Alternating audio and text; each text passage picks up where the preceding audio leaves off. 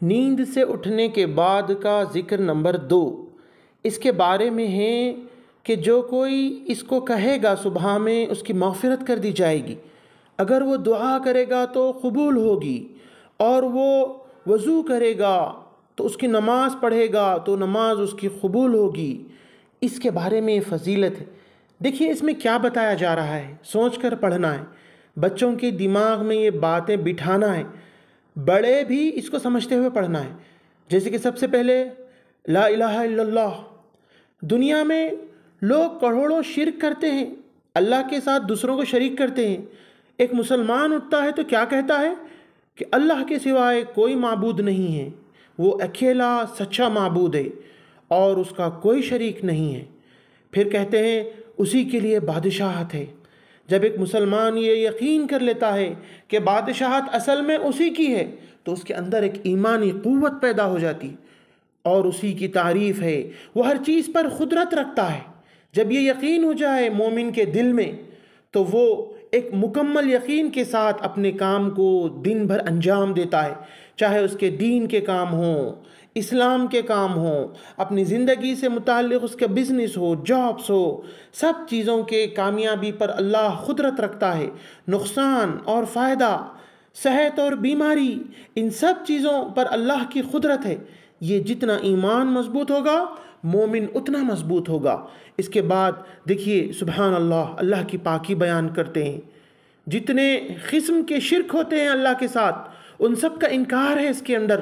والحمدللہ، جب ہم اللہ کی تعریف کرتے ہیں تو اللہ ہمیں مزید دے گا، زیادہ دے گا اس کی نعمتوں کو اس دنیا میں، چاہے دین پر عمل کی توفیق ہو، چاہے دنیا کی دوسری چیزیں ہوں، اس کے جو بھی انعامات ہیں، جتنے قسم کے انعامات ہیں اس میں ہمیں زیادہ کرے گا وہ، اگر ہم اس کی تعریف کرتے ہیں تو۔ پھر ہم لا الہ الا اللہ کہتے ہیں، پھر کہتے ہیں واللہ اکبر، اللہ سب سے بڑا ہے۔ اللہ سب سے بڑا ہونے کا اقرار اور اس کا یقین مسلمان کو ایک طاقتور بنا دیتا ہے، اس کے یقین کو مضبوط کر دیتا ہے۔ دنیا کے اندر اگر کسی سے اسے نقصان پہنچنے کا ایک ڈر ہو سکتا ہے تو وہ بھی اس کے اندر مٹ جاتا ہے، اور وہ فل کانفیڈنس کے ساتھ اپنے دین کے کام میں بھی، اپنے دنیاوی کاموں میں بھی اللہ پر وہ امید کرتے ہوئے آگے بڑھتا ہے۔ پھر آخر میں ہے لا حول ولا قوت الا باللہ۔ یہ تو معلوم ہے، اس کی فضیلت آپ نے کئی بار سنی ہے۔ نیکی کرنے کی قوت، برائیوں سے بچنے کی طاقت صرف اللہ کی طرف سے ہے، یہ اقرار ہے ہمارا۔ صبح صبح اللہ کی بارگاہ میں اس دعا کے ذریعے تو دن بھر آپ کو انشاءاللہ پھر دوبارہ اٹھنے تک سو کر 24 گھنٹے آپ اگر یہ دعا کریں گے تو آپ کو نیکیاں کرنے کی قوت اللہ دے گا انشاءاللہ، برائیوں سے بچنے کی طاقت آپ کو دے گا انشاءاللہ۔ پھر آخر میں ہے رب اغفر لی، اے اللہ مجھے بخش دیجیے۔ گناہ انسان کے اگر بخشے جاتے ہیں تو ان گناہوں سے جو نقصان ہو سکتا ہے وہ نقصان سے بچ جاتا ہے انسان۔ تو یہ پوائنٹس اس کے مختصر آپ کے دماغ میں ہونے چاہیے جب آپ پڑھتے ہیں۔